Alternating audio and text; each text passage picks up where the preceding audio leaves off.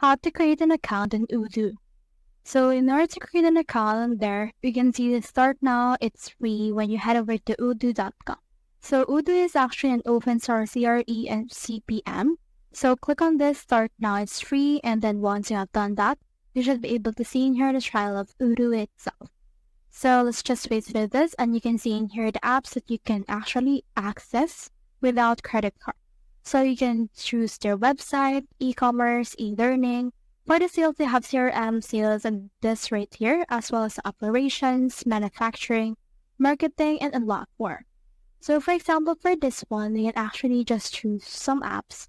So for example, let's head over and choose in here rental, sign, and you can also put in here some things like, for example, repair, email management, sales, and invoicing. So we have in here 5 apps selected.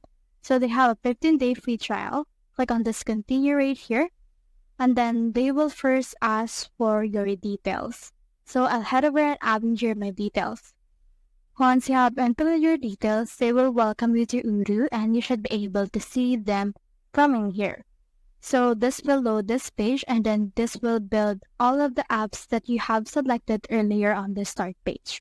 So it may take some time depending on how many apps you have added.